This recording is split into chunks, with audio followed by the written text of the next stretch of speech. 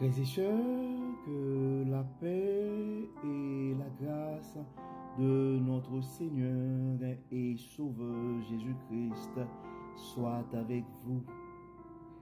Ici AWH Redemption Ministries pour notre méditation du dimanche 25 août 2024.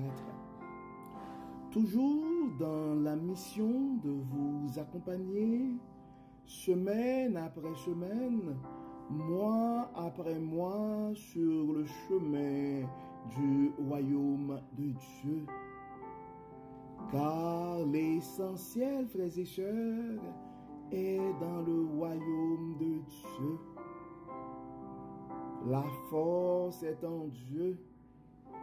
L'abondance est en Dieu, la sagesse est en Dieu, et surtout l'espérance, frères et sœurs, est en notre Dieu. Et c'est pourquoi nous nous répétons à chaque instant, cherchons d'abord le royaume de Dieu et sa justice, et toutes les autres choses nous seront données en plus. Oui, frères et sœurs, nous sommes rendus au dernier dimanche du mois d'août. Et le mois d'août tire à sa fin. Donc, ce qui doit mettre un terme aussi à cette série sur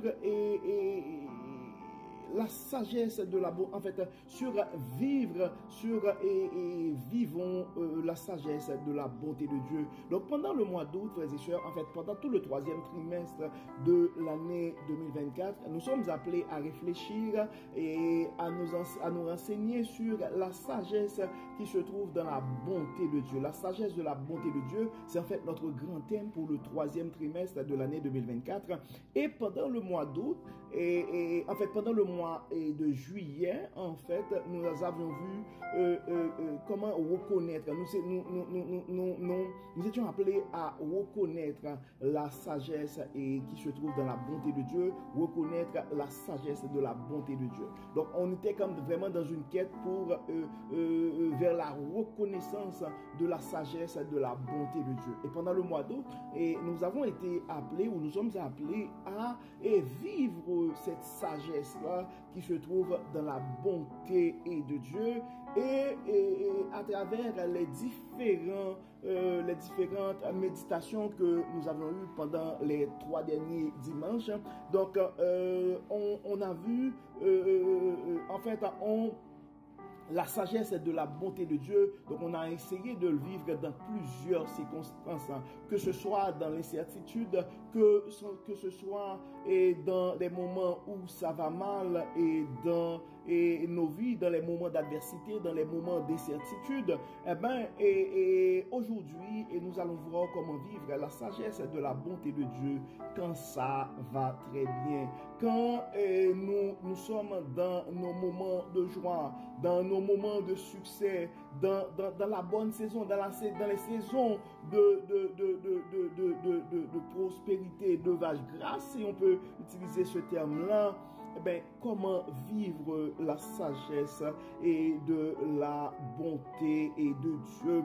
Donc, la première chose et le premier verset qui nous vient à l'esprit, frères et sœurs, c'est le verset que nous trouvons en Philippiens 4, verset 4. Ça dit, réjouissez-vous dans le Seigneur. Je le répète, réjouissez-vous dans le Seigneur. Donc, si présentement, ça va bien dans ta vie, et mon frère, si ça va bien dans ta vie, ma sœur, c'est le temps de te réjouir sainement, de te réjouir dans le Seigneur. C'est le temps de faire des actions de grâce, de rendre grâce à Dieu. Mais il y a une chose assez importante, et en tant que personne sage, en tant que personne qui vit la sagesse de la bonté de Dieu, nous devons toujours nous rappeler que le crédit est à Dieu. Tout est grâce, tout est grâce, tout est grâce. C'est très important, et frères et sœurs, de nous rappeler que tout est grâce. Mais il y a un texte qui a vraiment attiré mon attention. C'est le texte que nous trouvons en Ecclésiaste, chapitre 7, verset 14. Ça dit, le jour du bonheur, sois heureux. et le jour du malheur réfléchi. Dieu a fait l'un comme l'autre afin que l'homme ne puisse absolument pas découvrir ce qui se passera et après lui. Donc nous devons nous rappeler, frères et sœurs, que notre Dieu est l'alpha et l'oméga. Donc nous devons nous rappeler, frères et sœurs, que la vie en fait, c'est une médaille qui a ses revers. Et en fait, dans ce cas, nous devons nous rappeler que Dieu doit être la plaque tournante de nos vies. Oui, et peu importe ce qui se passe dans nos vies, que ce soit dans des moments de joie, que ce soit dans des moments de tristesse. Donc, nous devons nous attacher à Dieu. Nous devons faire en sorte que nos actions soient dictées, inspirées par la sagesse et que Dieu donne. Et par la sagesse que Dieu donne. Et donc on voit dans Deutéronome 26, verset 11, ça dit: puis tu te réjouiras avec le Lévite et avec l'étranger qui sera au milieu de toi pour tous les biens que l'Éternel, ton Dieu, t'a donnés à toi et à ta maison. Donc, si dans tes moments de prospérité, ben oui, tu dois donner le crédit à Dieu, créer, faire des moments d'action de grâce et réjouis-toi dans le Seigneur de façon saine avec les gens qui sont autour et de toi. Et on voit même en Ecclésiaste chapitre 3 verset 22, ça dit: et j'ai vu qu'il n'y a rien de mieux pour l'homme que de se réjouir de ses œuvres, c'est là et sa part, car qui fera jouir de ceux qui sera après lui. Et en Ecclésiaste chapitre 9 verset 7, ça dit aussi: va, mange avec joie ton pain et bois gaiement ton vin, car dès longtemps Dieu prend plaisir à ce que tu fais. Et si on regarde dans Ecclésiaste et chapitre 11 verset 9, ça dit: jeune homme, réjouis-toi dans ta jeunesse, livre ton cœur à la joie pendant les jours de ta jeunesse, marche dans les joies de ton cœur et selon les regards de tes yeux. Il y a un mais sache que pour tout cela, Dieu t'appellera en jugement. Donc, la sagesse que Dieu donne, frères et sœurs, nous invite aussi à nous réjouir avec modération. Nous devons nous rappeler aussi que des fois, autour de nous et dans nos moments de joie, il y a des gens qui sont dans la peine. Donc, à ce moment-là, il faut savoir modérer les choses, frères et sœurs, et pour ne pas faire de la bonté de Dieu dans nos vies et une source de chagrin aussi pour les gens qui sont autour de nous. Mais nous devons nous rappeler, frères et sœurs, que Dieu n'a rien contre et si jamais et quand nous sommes au contraire, et la sagesse de la bonté de Dieu nous invite à témoigner et à rendre gloire à Dieu pour ses bienfaits et dans nos vies. Oui, nous devons rendre grâce à Dieu pour ses bienfaits et dans nos vies. Et donc on voit dans le psaume 40 verset 3, le psalmiste nous dit: il a mis dans ma bouche un cantique nouveau et une louange à notre Dieu. Beaucoup l'ont vu et ont eu de la crainte et ils se sont confiés en l'Éternel. Oui, et des fois, frères et sœurs, et quand Dieu nous bénit et quand Dieu nous donne la chance et de pouvoir vivre certaines réalisations, nous devons donner grâce à Dieu parce que en fait, il y a un temps pour chaque chose. Et donc, si on regarde dans Ecclésiaste chapitre 3 verset 4, ça dit: un temps pour pleurer et un temps pour rire, un temps pour se lamenter et un temps pour danser. Oui, et frères et sœurs, et en Deutéronome 28 verset 47, ça dit: pour n'avoir pas et au milieu de l'abondance de toutes ces choses, servir l'Éternel, ton Dieu, avec joie et de bon cœur. Donc, en fait, et quand Dieu a changé et nos lamentations en joie, nous devons rendre gloire à Dieu. Donc, et on voit, et tu as changé mes lamentations en allégresse, tu as délié mon sac et tu m'as ceint de joie. Et ça, ce sont les paroles que nous trouvons en Psaume et 30 et versets 11 et 12. Donc, quand ces choses-là arrivent, frères et sœurs, et nous devons nous devons rendre grâce à Dieu, la sagesse de la bonté de Dieu, selon la sagesse qui se trouve dans la bonté de Dieu, oui, et nous devons et faire en sorte et que la louange soit rendue à Dieu. Donc en Jacques chapitre 5 verset 13, ça dit: quelqu'un parmi vous est-il dans la souffrance? Qu'il prie. Et quelqu'un est-il dans la joie? Qu'il chante des cantiques. Donc, dans tes moments de joie, dans tes moments de succès, mon frère, dans tes moments de joie, dans tes moments de succès, et ma soeur, et la sagesse que Dieu donne, t'invite et à chanter des cantiques pour rendre gloire à Dieu. Oui, des actions de grâce, oui, des actions de grâce, et pour faire connaître aux gens qui sont autour de nous que notre Dieu est bon, que notre Dieu est plein et de bonté, que notre Dieu peut bénir et faire prospérer et ses enfants et bien-aimés. Donc, et nous devons et rendre gloire à Dieu. Nous devons faire connaître aux gens que la main de notre Dieu est puissante. Nous devons faire connaître à Dieu que notre Dieu peut sauver, notre Dieu peut guérir, notre Dieu peut consoler. Oui, quand Dieu change nos lamentations en joie, nous devons lui rendre grâce.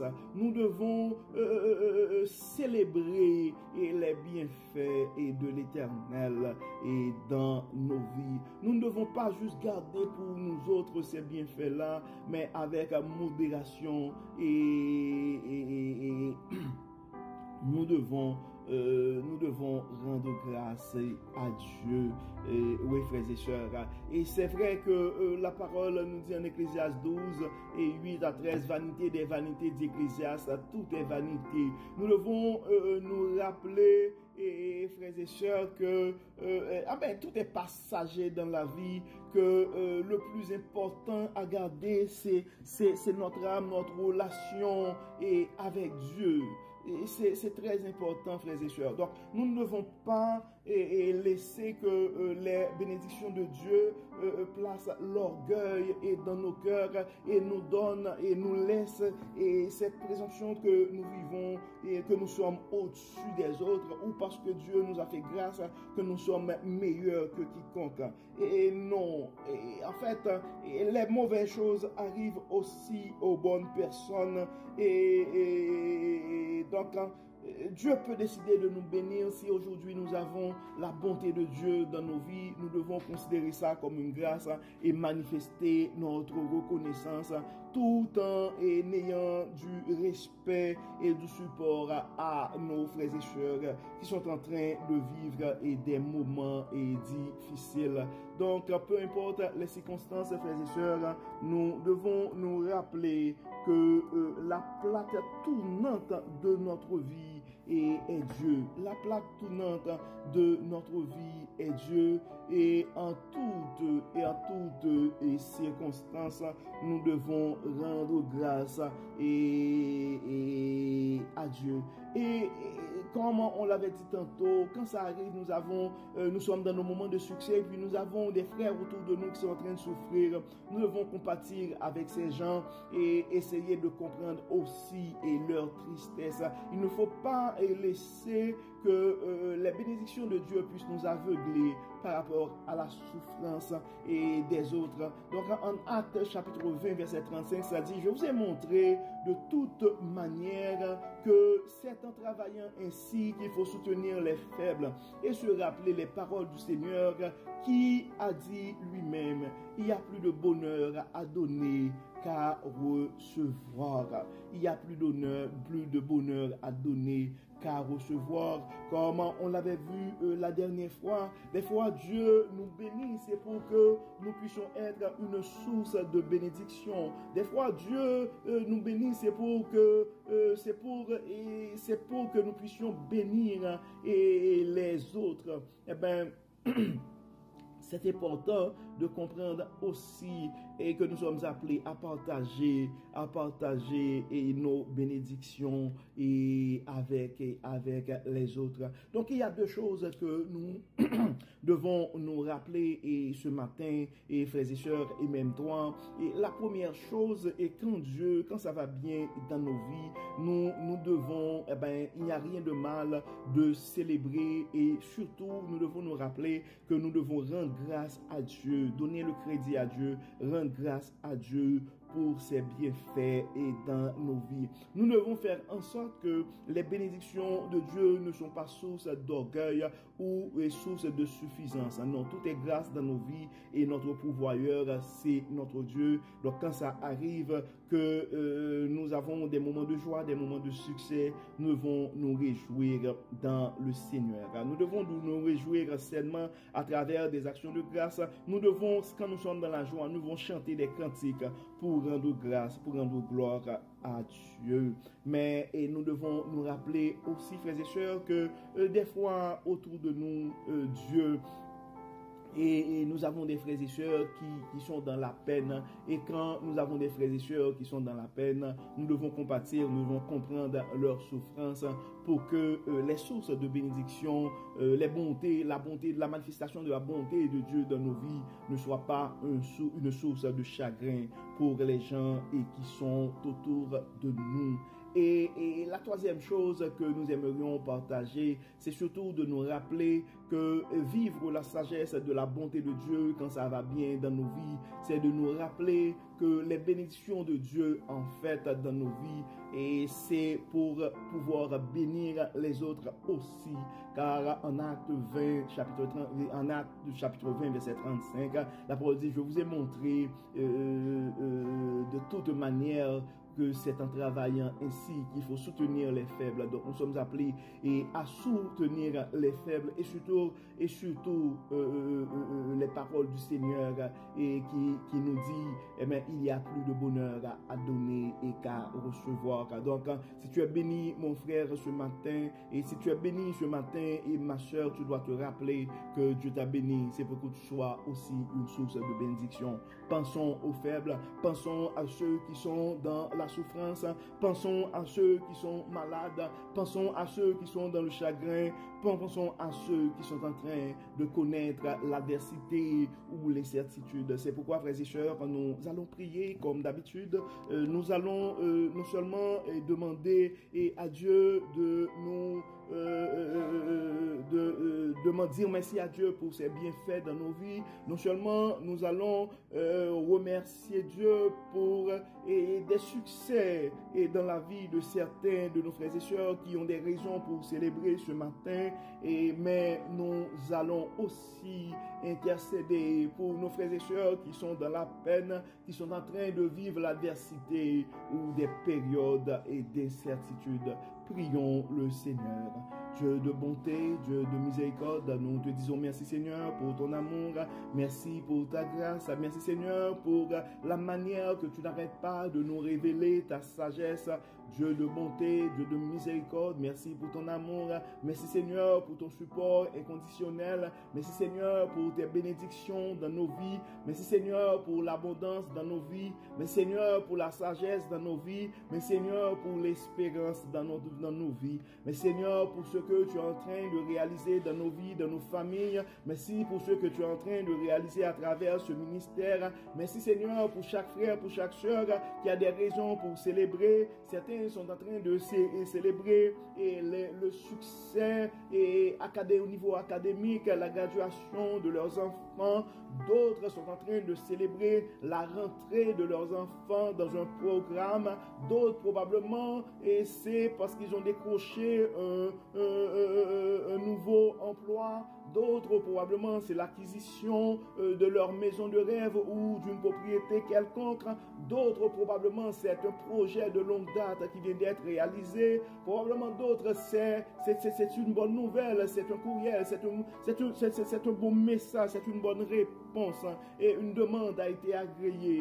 Donc nous te remercions, Dieu clément, pour ses bienfaits. Nous te remercions, Seigneur, pour ta bonté. Nous te remercions, Seigneur, pour ses réalisations. Et beaucoup, Seigneur, pour la guérison. Beaucoup, c'est du progrès dans leur santé. Nous les remettons entre tes mains. Et nous aimerions, Seigneur, profiter de cette occasion aussi pour intercéder pour nos familles qui sont dans l'incertitude, qui sont dans le questionnement et qui sont dans des périodes d'adversité. Et beaucoup, et présentement, sont dans le chagrin, beaucoup sont dans la tristesse, beaucoup sont en train qui ont plus de questions présentement et que de réponses. Nous remettons entre tes mains notre jeune frère et qui a dû subir une opération, une intervention chirurgicale assez importante. Nous remettons ce jeune frère entre tes mains. Nous savons que tu es le Dieu de toute puissance. Nous te remercions et Seigneur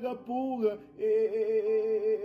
la réalisation, pour en fait ce don pour ces personnes qui a pu faire, qui a été assez généreuse pour faire le don de cet organe à notre frère. Nous te remercions pour tout le personnel médical qui est en train de lui procurer des soins. Nous remettons entre tes mains aussi les membres de sa famille. Tu connais, Seigneur, leur histoire, tu connais leur parcours et tu connais aussi leur futur. Nous te demandons, Dieu clément, de les assister, de les soutenir. Nous te demandons, Seigneur, de les garder dans ta foi et de les donner ce témoignage, Dieu clément. Nous savons un jour, nous aurons à faire une action de grâce pour glorifier ton Saint-Nom, pour les miracles, non seulement que tu as opéré dans la vie de ce jeune homme, mais dans la vie aussi de cette famille. Nous continuons à compter sur toi, Dieu clément. Nous continuons à espérer la manifestation de ta bonté dans cette circonstance. Dieu clément, nous remettons entre tes mains aussi et cette famille. Ces deux familles qui ont été victimes de cette explosion. Il y a des progrès pour certains, mais il y a certains d'autres qui sont toujours à l'hôpital. Nous les remettons entre tes mains, Dieu clément, et que tout soit fait pour la gloire de ton nom. Nous avons d'autres, et il y a des frères et sœurs aussi qui sont en train de vivre le chagrin, qui sont en train de vivre des moments assez difficiles de leur vie. Tu es le Dieu des sommets, tu es le Dieu des vallées. Nous continuons à compter sur toi, Dieu clément. Nous demandons, Seigneur, en ce moment, et toi, le Dieu d'abondance, à ces frères et sœurs qui sont dans la précarité, nous demandons de pouvoir à leurs besoins. À ceux qui sont dans le questionnement, qui ne savent pas quoi faire face à certaines situations, qui ne savent pas quoi répondre, quoi dire, quoi faire, quelle direction prendre, nous réclamons ta sagesse. À ceux, Dieu clément, qui sont abattus, qui sont désespérés, nous réclamons ton espérance, car tu es le Dieu de toute espérance, tu es le Dieu de l'abondance, tu es le Dieu de la sagesse.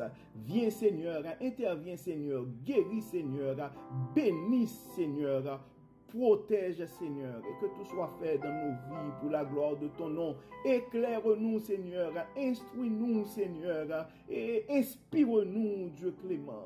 Nous remettons tout entre tes mains.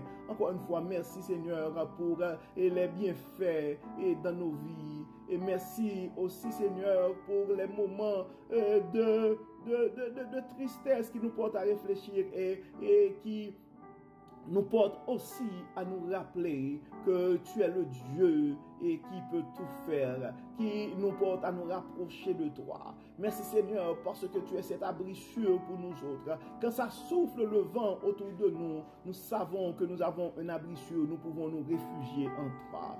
Encore une fois, merci Seigneur. Merci Seigneur, aide-nous à vivre dans la sagesse que nous pouvons trouver dans ta bonté. Encore une fois, guide-nous. Inspire-nous, assiste-nous et que tout soit fait dans nos vies pour la gloire de ton nom. Au nom de Jésus. Amen. Amen. Frères et sœurs, nous arrivons au terme de notre dévotion, de notre méditation en fait, pour ce dimanche 25 août 2024. Nous espérons que votre âme a été bénie et d'ici là, nous vous souhaitons un très bon dimanche sous le regard du Dieu Tout-Puissant. Que le Seigneur nous bénisse, que le Seigneur nous accorde sa sagesse, peu importe les circonstances de nos vies. Au nom de Jésus. Amen. Amen. Encore une fois, bon dimanche, frères et sœurs. Et à demain. Bye bye. Bye bye.